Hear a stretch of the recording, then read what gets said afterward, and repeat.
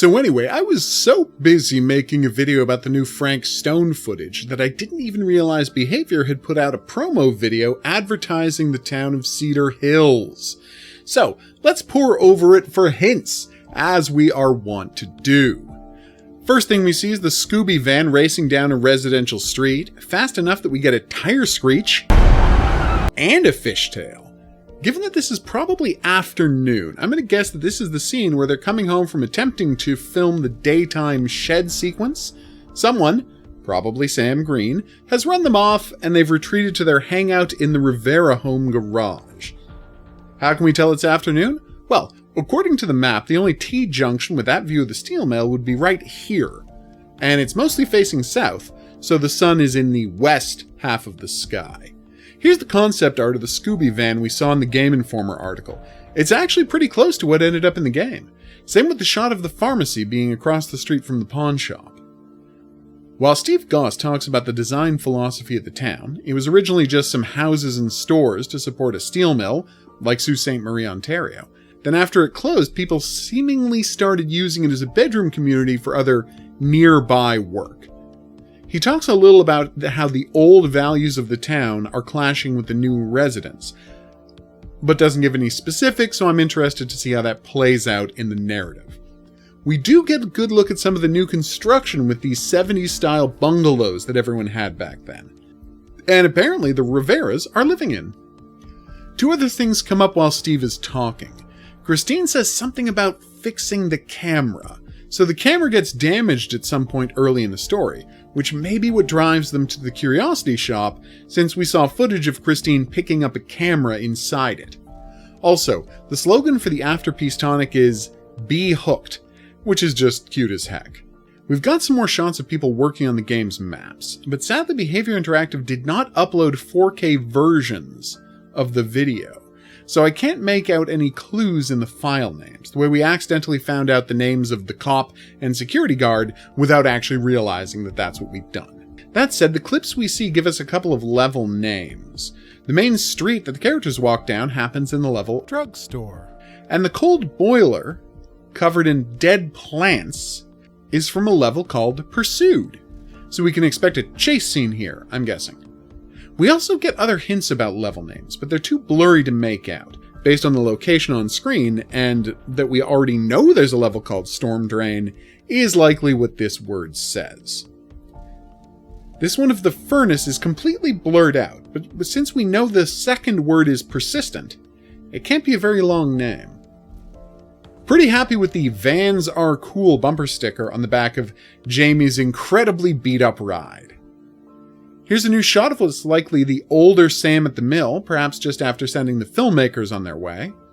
There's some very gorgeous shots of the locations here, and while I'm impressed by how moody they've made the game, I'm certainly sad that this attention to detail is what's keeping the game off of PS4s and Xbox Ones. That said, the PS4 is over a decade old. Maybe it's just a sensible time to start phasing out support for it. This is the best shot we've had of the wicker bassinet, but tragically, we can't make out the baby in it. Honestly, we can't make out much of anything. I have no idea what's supposed to be in the basket in this shot. I am, however, very worried about the blanket catching fire from all those sparks. Here's a shot of the level being developed, which features a red box around something, kind of like looking at the Plunder's Instinct feature. Maybe there's an item hidden back there? Am I the only one who finds it weird that they film these things in an old vault? I mean, I guess it's definitely soundproof. In the middle of the devs talking about Unreal Engine 5's lighting and texture things, which, yawn, we can see the words Heritage America Presents, both on the unskinned ground next to a multi-story building that seems post-80s in design, so maybe this is just like a template they use to design things in. But we also see it on the marquee of this movie theater that will likely be the site of the '84 disaster. This is apparently a reference to an outfit that Michaela Reed wears in Dead by Daylight, specifically to old-timey silent horror films. I'll be interested to see how it ties in. Is Heritage America related to, a theater chain? Are they distributing the movie Murder Mill? Or are they like a very old-time movie production company? Look! It's somebody's notepad! and it's almost entirely out of focus.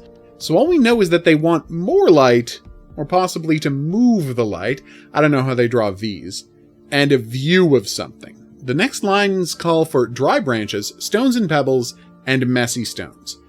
So I'm guessing these notes are about altering a dirt road or forest path? Here's a billboard with the various layers torn off. Apparently one of the posters was from Eastern Europe. My ability with languages stops at Germany, so this means nothing to me, but seeing a ZYCY all next to each other suggests this might be Polish? The video does do a great job of showing how easy it is for the devs to take a photograph of a real-life roadside and transform it into a map for the game. Which, yeah, I'm not going to pretend I'm not impressed by this. Here's a car driving through the heavy woods to a mysterious location. Is it the car Jacket Woman is in when she wakes up from her nightmare? I'm going to say yes. Based on the license plate, big white bar that reads R83TUP5, I'm guessing that this section of the game is going to take place somewhere in the UK, as that is how their car license plates are formatted. The dev also mentions that they scanned the roadside at the same time of the year as this section of the game is set. Autumn. So that's when Jacket Woman is going to be going to the mansion. Alright, now we get to the absolutely huge new clues, as we see Jacket Woman arriving at a Dead by Daylight themed mansion. Decorating your windows with the entity's pincers is kind of a bonus obsessiveness, right? Even the doorknobs look like icons from the game. Hey, can someone please tell me who this woman is? I'm guessing it's a Dead by Daylight lore character that I'm just not aware of. Look! It's a doll for the conjoined twins killer next to a dead plant. What a strange thing to have built. Or maybe it's a mass-produced toy in this world. Multiverses are weird that way, after all.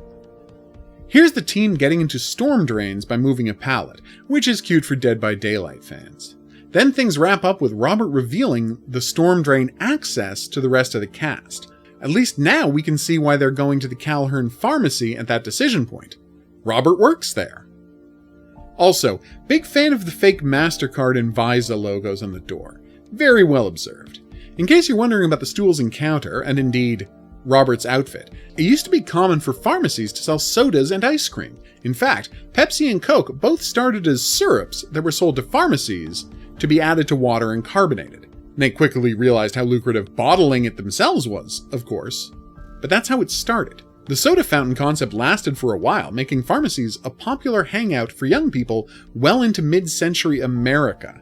Obviously, I don't expect any of that trivia to be relevant to the game, but the crazy part is, the clown's drink, the afterpiece tonic, at some point in American history, a laudanum-laced cola drink would have likely been sold at a place like the Calhern Pharmacy. So there's lots of tantalizing stuff here, especially the look at Dead by Daylight Mansion. Why is Jacket Lady going there? Has she been haunted by dreams of the entity her whole life, and searching for answers has led her to this mansion where someone, maybe an older Bonnie, is collecting artifacts of it? Is she actually going into the fog in her dreams?